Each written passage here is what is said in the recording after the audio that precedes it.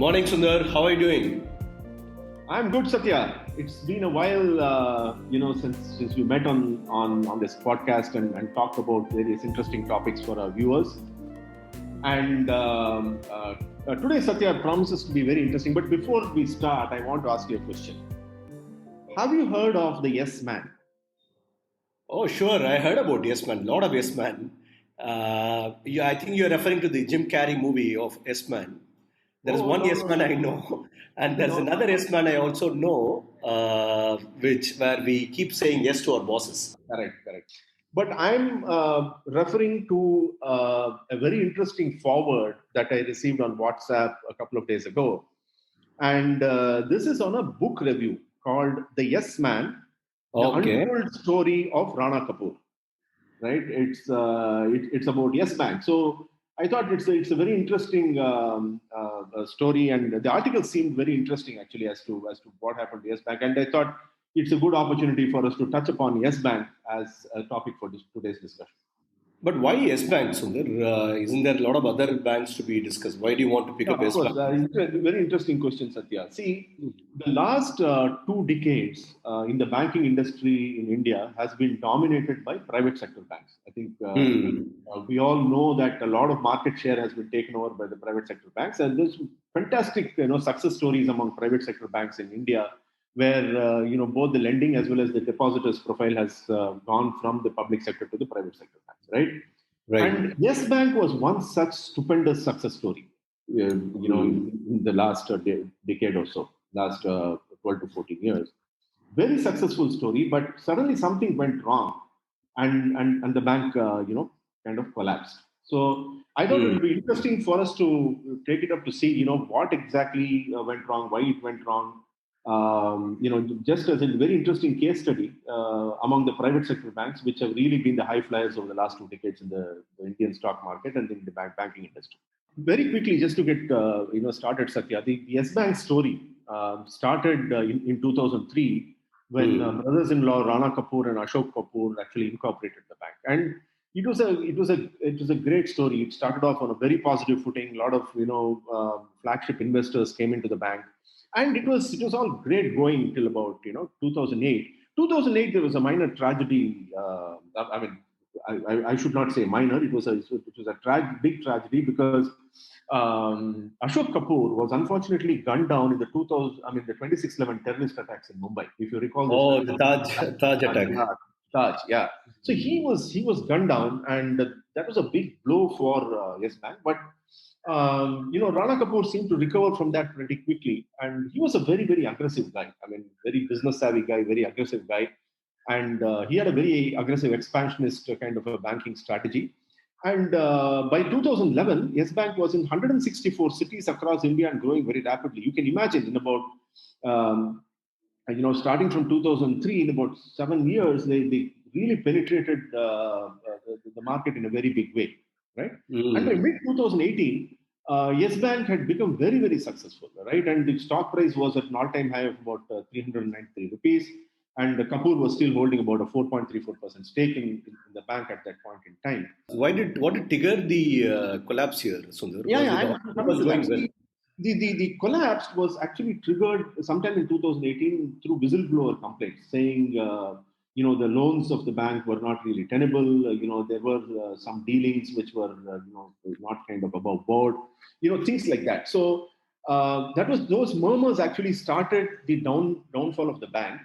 And essentially, just to sum it up very quickly, what happened was RBI became very suspicious of the banking activities, what happened in the bank, and how in what direction it was heading. And Hmm. essentially, this entire growth was pinned upon high cost interest loans, given to customers, both retail as well as corporate customers who were probably not credit worthy. So to that extent, the risk of its turning NPA was very very high, and RBI kind of came to got a wind of it, and they started investigating. So finally, Yeah. what happened? Just to cut a long story short, in August 2018, Rana Kapoor was asked to step down as CEO of the bank by RBI, and Hmm. simultaneously in 2018, things went further downhill. So the rating agencies Moody's downgrade the lenders' rating, saying resignation from the bank's board raises concerns over corporate governance. Because once RBI started taking all these actions, many of the important board members also start quitting the bank, right? So in 2019, Ravneet Gill took charge as Yes Bank MD and CEO, right? And the bank shares started to recover I again. also remember, I think S Bank also had a great exposure to Anil Ambani, close to 2,900 crores of exposure. Probably, yes. Probably. Yeah. And that was the time when Anil Ambani started getting into trouble as well with his RCOM and other ventures going south, right? Yeah, Yeah. so it was kind of a cascading effect, if you can call it that, right? One after other things started going wrong. And in April 2019, they posted a net loss of 1,500 crores in the fourth quarter. And out of the bank's exposure of 2,528 crores, 2,442 crores was classified as NPA. Imagine the level of NPA that was there among the books, right? But ultimately, what happened was that the government had to basically come to the rescue of Yes Bank, and by March 5th, 2020, State Bank of India formed a consortium to buy 49% stake in Yes Bank for 10 rupees, right? And the RBI also placed Yes Bank under moratorium. And by March 14th, 2020, the Yes Bank Limited Reconstruction Scheme 2020 came into force. So, which means SBI was basically in control along with a couple of other investors and lenders. And of course, after that, slowly the bank's recovery period started. So by March 18th, the moratorium was lifted, normal banking operations started. So under the leadership of the SBI people, the bank slowly started recovering. So that is in short the kind of the huge rise in fortune of Yes Bank as a company, and the huge downfall that happened post 2018 also. Okay. And in fact, it was the first time in the history of Indian banking history where a public and a private sector consortium banks put money into a failing private bank, right? Which includes HDFC Bank, Kotak Bank, Bandhan Bank, and everybody had a stake, and together with the SBI doing it. It was, in fact, a very novel initiative from RBI. How a successful private sector bank, which was riding the way of India's economic growth, have to come to this kind of an extension, right? Where they are currently today. Correct. Okay, so while you talked about Yes Bank, and in fact they were also one of the early adopters of technology and how they were able to adopt to the early payment model, payment revolutions in India, so as to say. Correct. Okay. No, thank you, Sundar. I think that gave a clear context about what has happened to Yes Bank over a period of time. And I just wanted to, while you talked about the lifestyle of Yes Bank, what has happened from the time of inception to today. So I wanted to look at the like our usual format, and I'm going to talk about the fundamental analysis. I'll build my case of saying that whether it is a good, is S Bank is a good buy at this point in time, given the change in management, change in the ownership structure. And like Sundar, you can cover your technical analysis, and finally we can conclude whether it is whether as an investor would somebody should look at S Bank or not, right? Yeah. So, coming to the fundamentals, Sundar, I want to make it easy for our investors. I want to look at people how to analyze a bank, for that matter, leave alone Yes Bank.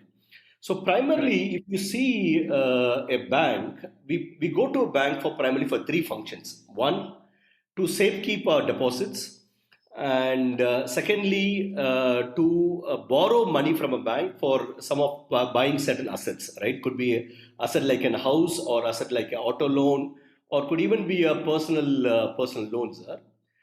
And the third function why we go to a bank is in terms of transfer of value, or what we call it is payment, right? Where we want to transfer money from one person to another. If you look at from a bird's eye view, from a first principles view, the function of a bank is to collect money, deposits as a deposit from investors, and lend money to somebody else who needs money for buying certain assets. So now, if you go look back, if these are the three functions, and which a bank does, and increasingly we are also seeing banks selling investment products, right? Very often you see people, some banker asking you to buy a mutual fund product, or asking them to or buy an insurance product. Right. So this is an increasing avenue for bank to generate money, right? Generate revenue. Right. So if you look at how banks make money, I broadly classify into two portions. One, what people refer as net interest income, which the bank makes net interest income or net interest margin, which is the difference between the average lending rate which a bank charges for the loans they lend minus the deposit rate, which is the money which the bank pays to the depositors are. So every bank vision or motive is to generate higher net interest margins. That's number one. That's how bank makes money. Net interest margin. They always try to figure out, can I charge a higher interest rate for my lending and pay a very lower interest rate for my deposits. The So when we are second way, on this particular ratio, Satya, how does Yes Bank Hmm. compare with the other banks, maybe the private sector banks, if you've done some analysis? Yeah, I'm coming there, Sundar. And the second way the bank makes money is non-interest income, which is the charges they make for the payment or the commission they charge for selling investment products. So Right. these are the two ways the bank makes money: net interest income and non-interest income. And if you look at S Bank scene, the net interest margin for an S Bank is something like 2.2%. Mm-hmm. And it has fallen from a high of 3.5% in 2018, which was the peak of S Bank before the whistleblower blow the whistle, and it has come down to 2.2% in 2020.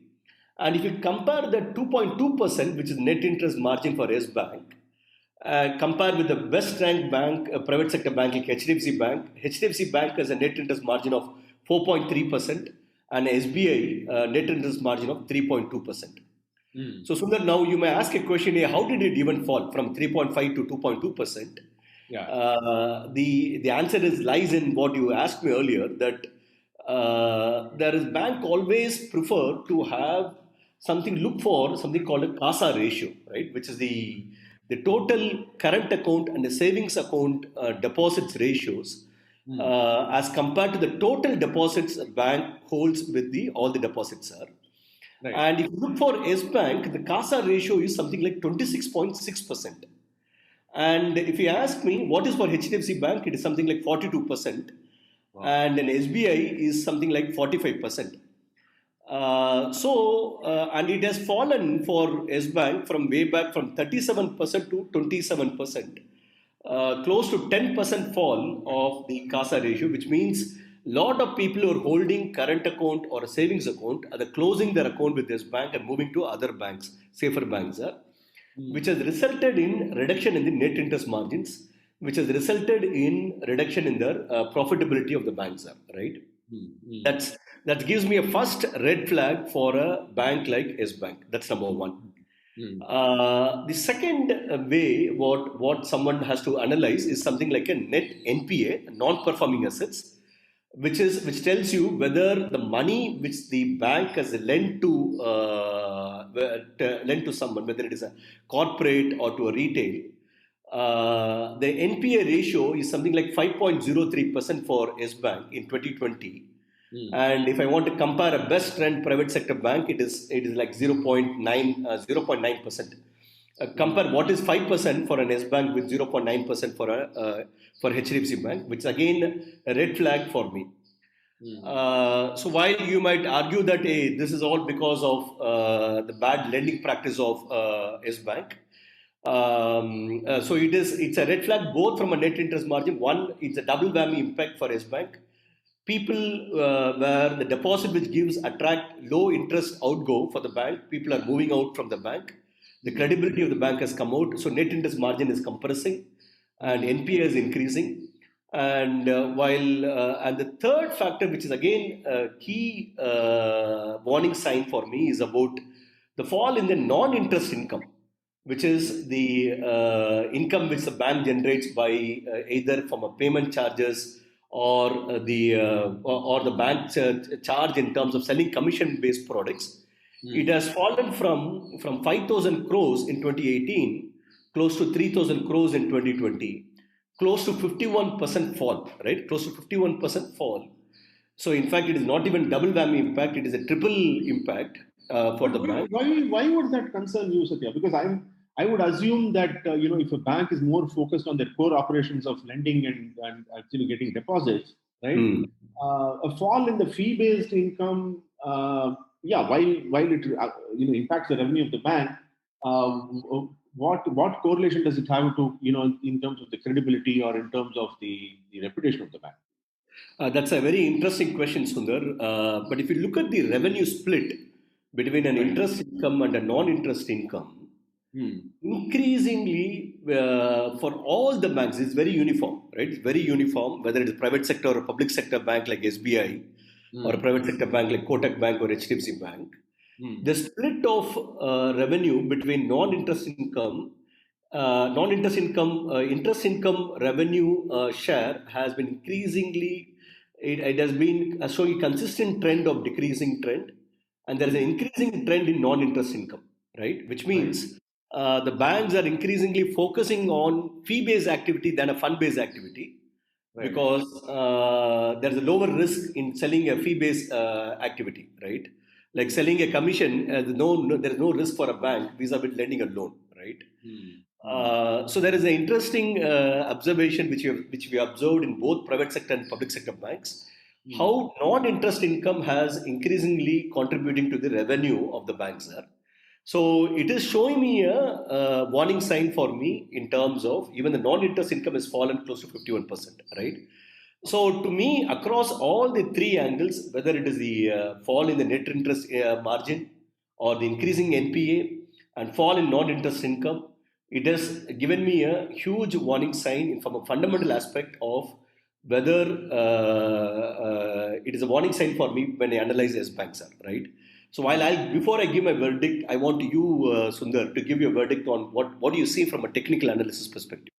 Okay, so coming back to technical analysis, we know that when we talk about technical analysis, we don't really look at fundamentals or the strength of the bank and so on. We just look at the share price and its movement over a period of time. That's what technical analysis is about, along with several other ratios which we analyze. So today I'm just going to mention a couple of things. One is in technical analysis, there's something called trend following, where people who invest in a stock price, especially very experienced investors, actually follow trends. And if the trend is very strong, they continue to increase their stake in that company, or they put more money into the company share so that they can ride the entire duration of the trend.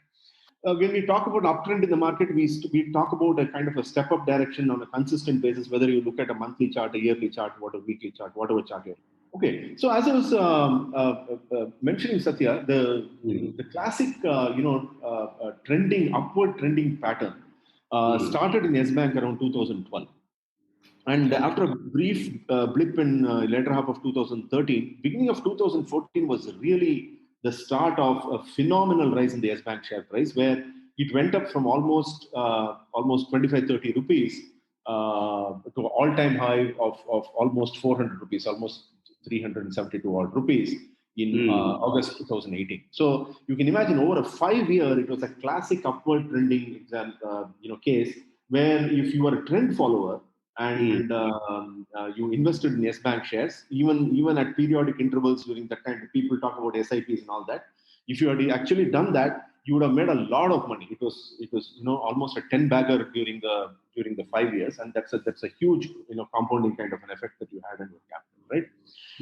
After that, from August 2018, of course, we spoke about all the troubles of S Bank, and there's been a very, very sharp fall, and that kind of brought it back to a base price of about 18, less than around 10, 12 rupees, when the SBI started taking a stake and so on. And currently it is about 16 and a half rupees or so, right? So second technical aspect that I'm going to speak about is the 200-day moving average, right? Now, the 200-day moving average essentially acts as either as a very stiff resistance or as a very strong support. If you consider the stock going up, it will act as a stiff resistance if it is near the 200-day moving average, or if it is coming down, the 200-day moving average will act as a very strong support. In this case, in the case of Yes Bank, at around 16 and a half rupees, the 200-day moving average is close to about 19 rupees, 19.1 rupees, depending on the date you're looking at. And as we speak, The stock is about 16.5 rupees. And it is encountering very stiff resistance at the 200-day moving average. It is trying to approach the 200-day moving average. It is approaching 1840, 1850, close to 19. It's always coming back, falling back from that level. But interestingly, though, it is also forming a very important channel formation. So it is actually moving in a range. It is not also crashing below certain key values, right? So there seems to be very strong support around the 15.5, 16 levels, and a very strong resistance around the 19 odd levels. So it is moving in this range. So it is kind of trying to touch the upper end of the range, coming back, trying to touch the lower end of the range, and then moving back up again. And this, in technical analysis, we call this kind of a consolidation phase. So it is basically consolidating within a range. And I would be very bullish on Yes Bank from a technical point of view if it crosses above the 19.1 levels and sustains above that over a period of time. Right? Okay. So your buy call is when it crosses 19.1 from a technical analyst perspective. If you are a very experienced technical trader, you can still make small amounts of money by trading this range, right? If you buy it at the lower end of the range and sell it at the higher end of the range, but it will be very small spreads, and you need to be very experienced to take advantage of this, price movements, within that range. But as again, if you want a fairly convincing or a conviction-led kind of buying, I would say wait for 19.1, 19.2, let it sustain above that for about a week or so. And then you could see a significant upside in Yes Bank from a technical standpoint, maybe to the extent of 40-50% over the next 4 to 5 months. Sundar. Thank you, Sundar. I think you concluded in terms of what is your view. There is another indicator, Sathya, just before we sign off on the technical part. It is also showing a very bullish RSI, which is a kind of a reversal kind of an indicator. It's also showing a very bullish RSI. So it is a matter of time, I would say, for people wanting to get into Yes Bank from a technical point of view. It's a matter of time. Wait for some time. Let it cross above the 200 DMA. Let the RSI show a little bit more bullishness, and then one can actually step in and buy fairly good quantities to see a good upside over the next 4 to 5 months. From a fundamental, I think the verdict was already there when I summarized how the fundamental look like. In terms of the decreasing net interest margin, increasing NPA, and decreasing non-interest income. So all these are big red flag, and I don't want to look at this stock at this point in time. If somebody wants to look at private sector bank, there are better private sector run bank, even coming at a good valuations. Look at that, and even now with the moratorium getting lifted, banks need to provide for the NPAs. So I'm also be increasingly worried about what kind of assets are going to be reclassified as an NPA with Yes Bank. So it's again another red flag for me. Lastly, I also wanted to look at investors one important aspect about shareholding pattern. Typically, where you see firms, not only with Yes Bank, but firms which are given some red signs, red signals, and things. So typically, you will see institutional buyers moving out of those stocks, and stocks getting dumped to retail investors. Typically, who are investors holding less than 2 lakhs in a company. Right. So I've started seeing the trend in the last 9 months. The institutional shareholdings have come down from a high of 71% to 60% as of September. And even from retail investors, it has fallen, it has increased from 12% to 21%, right? So again, it is another warning sign. So institutions are moving out of this counter, and the stocks are getting dumped into retailers. It's again another warning sign for me. So it is clearly a no buy at this point. I just want to wait and watch, Sundar. Okay. When you are talking about stakes, Satya, I have a couple of interesting anecdotes. For example, from Rana Kapoor in 2018, September 28th, he said, even after I demit office as MD and CEO of Yes Bank, I will never ever sell my Yes Bank shares. And he also said that I will eventually bequeath my Yes Bank promoter shares to my 3 daughters and subsequently to their children with a request in my will stating not to sell a single share as diamonds are forever. Right? And then he said diamonds are forever, and as of today, Rana Kapoor has virtually sold all his Yes Bank shares. Right? So yeah, it's like they're seeing a nice James Bond movie here. so much for the promoter commitment. So and of course, very interestingly, Rajneesh Kumar, former chairman of SBI, has also said that not a single share of Yes Bank will be sold by SBI in 3 years because they have a 3-year lock-in period from the time they took this stake, when they first got into the Yes Bank.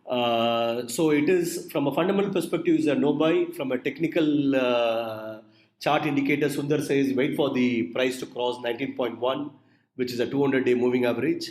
As an investors, what do you all think, right? We would love to listen from you. Provide us your perspective, write to us at help@alphabeta.io. So Sundar, before I sign off, I also wanted to look at we are the third podcast at this point. Mm-hmm. I also want to look at what happened to our, the first two analysis, where we analyzed about Vodafone Idea. From the time we published our first podcast, it was 8.6, the stock was trading as 8.6. Sundar gave buy recommendations. I said it is wait and watch. Now it is currently trading around close to 12. Yesterday it was close to 12. 12 and a half, I think. Yeah, correct. It touched about 13. Let me quickly look at the Vodafone Idea. Yeah, it went up around 30-40%, right? It has gone up to 30-40%. I personally think, Sathya, that it's time to book at least partial profits. If someone has a very long-term horizon, they can hold on, but it will be, it may come back to the 10 levels or even 8 levels. But for short-term investors, for those who have bought the stock when we first recommended it, time to lock in profits, at about, you'll get at least a 35-40% kind of return. So a fairly decent return over 2 months, I think one should book profits. Secondly, the second podcast was on the real estate sector. Both Oberoi, Prestige and Brigade had a fair run from the time of our first podcast release. At this point, we still feel, there have been some corrections in all the three stocks. We also feel the budget would have something in store for infrastructure and real estate. Still is a wait and watch. I hope you all like what we're doing here. We love to listen from you. Please send us your feedback at help@alphabeta.io and follow us in the leading social media channels, whether it's Twitter, LinkedIn, or even now in Apple Podcasts and Spotify as well. Subscribe to our channel and look forward to listening from you and hearing back from you guys. Thank you very much. Thank you, Sundar. Thank you. Thanks.